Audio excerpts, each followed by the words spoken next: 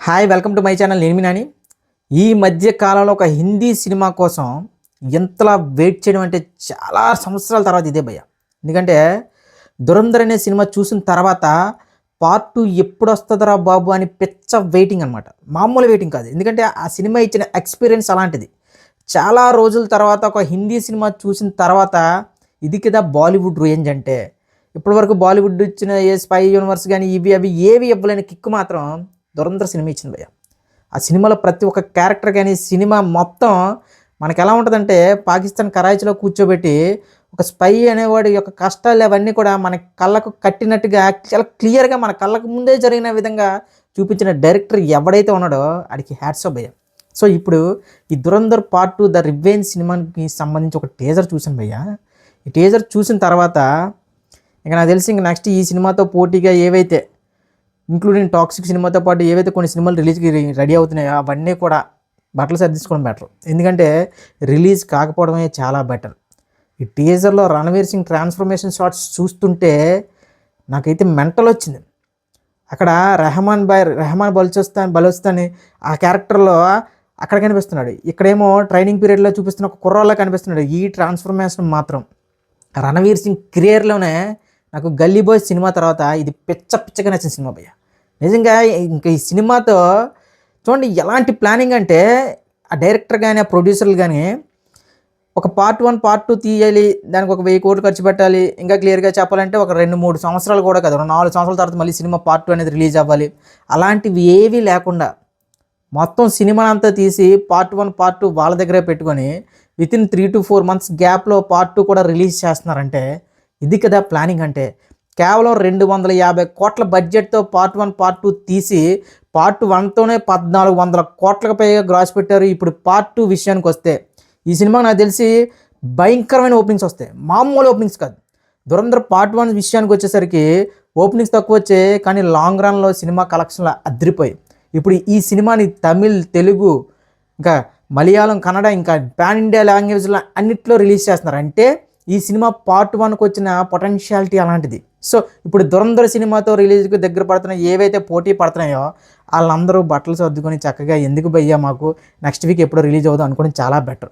నాకైతే టాక్సిక్ అనేది ఆ టైటిల్లోనే ఉందనుకోండి, కానీ ఆ టీజర్ చూసిన తర్వాత నాకు ఆ సినిమా మీద ఇంట్రెస్ట్ దొబ్బింది.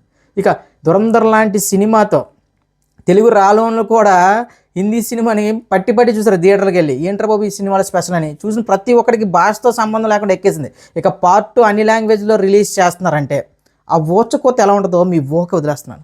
ఇక 'ధురంధర్' ఇచ్చిన కిక్కుతో ఇప్పుడు ప్రజెంట్ ఒక సినిమా గురించి చాలా గట్టిగా మాట్లాడుకున్నారు భయ్. అదేంటంటే మన అల్లు అర్జున్ గారు ఇప్పుడు లోకేష్ కంగరాజు నెక్స్ట్ ఇంకా చెప్తున్నా కదా ఆయన లైనప్ అదన్నీ, అట్లీ గారు, ఇక 'ధురంధర్' డైరెక్ట్తో సినిమా ఇవన్నీ చూసిన తర్వాత ఇప్పుడు మళ్ళీ ఇంకొక న్యూస్ కూడా వినిపిస్తుంది అల్లు అర్జున్ గారి ఫ్యాన్స్కి. ఇది ఒక పండగ.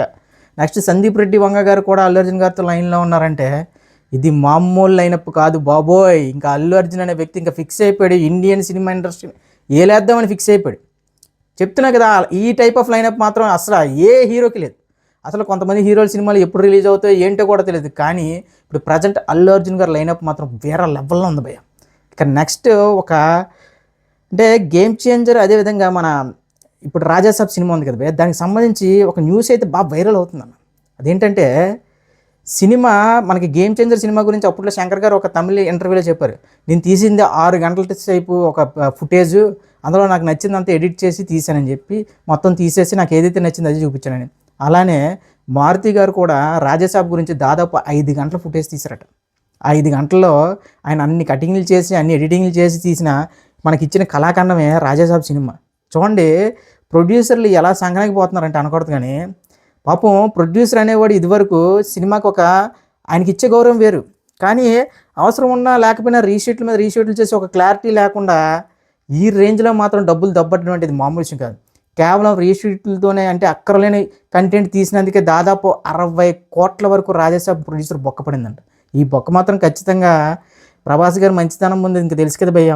ఆయన నాకు తెలిసి ఒక చెక్ రాసి ఇచ్చాడు, ఏదో ల్యాండ్ ఏది ఇచ్చేస్తారు, లేదంటే నెక్స్ట్ సినిమా మొత్తం ఒక నైజం ఏరియా డిస్ట్రిబ్యూషన్ అంత ఇచ్చేస్తారు. అసలే పీపుల్స్ మీడియా అనేది ఆ సినిమా ఇంకా వాళ్ళ ప్రొడక్షన్లో సినిమా వస్తుందంటే మనం ఒక లిస్ట్ చూసుకుంటే సినిమాలు మొత్తం ఫ్లాప్ అని టిక్ పెట్టుకోవడమే.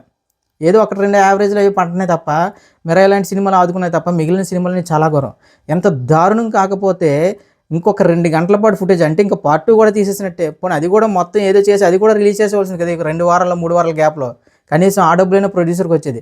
అవసరం లేకుండా ఇలాంటి ఫుటేజ్లు అవి రీషూట్లు ఇవి చేసి ప్రొడ్యూసర్లు మాత్రం నరకం చూపిస్తున్నారు కొంతమంది డైరెక్టర్లు. ఇందులో పాపం ప్రభాస్ గారి ఈ హీరోల ఇన్వాల్వ్మెంట్ ఎంత ఉంటుంది, ఇవన్నీ విషయాల గురించి మనకు అన్ని క్లియర్గా తెలియదు. కానీ మరీ అవసరం లేని అంత ఫుటేజ్ 60 కోట్ల అవసరం లేకుండా ఖర్చు పెట్టడం అంటే ఇది మాటలు కాదు భయ్య. సో ఏది ఏమైనా సరే ప్రజెంట్ తెలుగు సినిమా అనేది ఒక ప్రపంచ స్థాయి సినిమాని ఏలబోతున్న రోజుల్లో ఆల్మోస్ట్ ఒక తెలుగు నుంచి ఒక సినిమా వస్తుందంటే మొత్తం అన్ని ఇండస్ట్రీలు ఏంట్రా బాబు ఏదో మళ్ళీ సంథింగ్ స్పెషల్ ఏదో చేస్తారనే రీతిలో చూస్తున్నారు. అలాంటప్పుడు ఇలా భారీగా ఖర్చు పెట్టేసి అనవసరంగా డబ్బులు బొక్క పెట్టుకోవడం అనేది నాకైతే మాత్రం చాలా బ్యాడ్ అనిపిస్తుంది అన్న. ఇంకా ప్రభాస్ గారు లాంటి హీరోని పెట్టుకొని ఇలాంటి కంటెంట్ ఇచ్చిన మారుతి గారు మాత్రం ఈ మధ్యకాలంలో మళ్ళీ పైకి రావడానికి కష్టమే. అంటే అనవసరంగా పాపం అప్పట్లో సినిమాకి రిలీజ్ ముందు ఏమనుకున్నానంటే ప్రభాస్ గారి ఫ్యాన్స్ అనవసరంగా ఆడేసుకుంటున్నారు మారుతితో, ఏదో తీస్తారులే కనీసం యావరేజ్ అని ఇస్తారు అనుకున్నాను. కానీ ఆ కళాఖండం వేరే. ఇక నెక్స్ట్ ఇంకా ఎన్టీఆర్ గారి సినిమాల గురించి మాట్లాడుకుంటే మొత్తంగా ఎన్టీఆర్ గారి ఫ్యాన్స్ మొత్తం కసి అంతా దేని మీద ఉంటుంటేనా అందరికీ తెలిసిందే, ప్రశాంత్ నీల్ గారు ఎన్టీఆర్ గారు. ఆ సినిమాతో ఖచ్చితంగా పాన్ ఇండియా కాదు పాన్ వరల్డ్ లెక్కలు మారబోతున్నాయి అనేది ఎన్టీఆర్ గారి ఫ్యాన్స్ చాలా గట్టిగా నమ్ముతున్నారు. ఎందుకంటే ఆ సినిమా యొక్క స్పాన్ కానీ ఆ సినిమా గురించి మాట్లాడుతుంటే ప్రొడ్యూసర్ల నుంచి వచ్చే మాటలు కానీ ప్రొడ్యూసర్లు డైరెక్ట్ చెప్పేస్తున్నారు, ఇది బాబు ఇది పాన్ ఇండియా ఏదో మామూలు సినిమా కాదు, ఇది పాన్ వరల్డ్ సినిమా, ప్రపంచాన్ని శాసించే సినిమా. సో ఈ సినిమా నుంచి ఎలాంటి అప్డేట్లు బయటకు రాబోతున్నాయి ఏంటంటే ఎప్పటివరకు కూడా ఎలాంటి అప్డేట్ లేదు. ముఖ్యంగా చాలామంది గతంలో ఎన్టీఆర్ గారు లుక్ మీద విపరీతమైన ట్రోల్ చేశారు. ఎందుకంటే ఆయన బయట కనిపించినప్పుడు అవన్నీ కూడా. కానీ ఇప్పుడు ప్రజెంట్ ఎన్టీఆర్ గారిని చూస్తే ఆయన లుక్ చూస్తే మాత్రం మాస్ బై ఎవర మాస్. కరెక్ట్గా పొడవాటి గడ్డం కానీ ఆయన కానీ మామూలుగా లేదు. అందుకే మనకు తొత్తర ఎక్కువ కదా పాపం. డైరెక్టర్కి హీరోకి ఒక క్లారిటీ ఉంటుంది, కానీ మనకేంటి మన హీరో ఏంటి ఇలాగే అయిపోయారు, ఇంత సన్నంగా అయిపోయారు ఏంటి ఎలా చేస్తున్నారు, ఇంత లేనిగా అవ్వాల్సిన అవసరం ఏంటి, ఏదేదో గెలుకేసుకున్నాం. కానీ ఇప్పుడు ఎన్టీఆర్ గారిని ఆఫ్లైన్లో లుక్స్ చూస్తుంటే మాత్రం అదిరిపోయింది భయ్.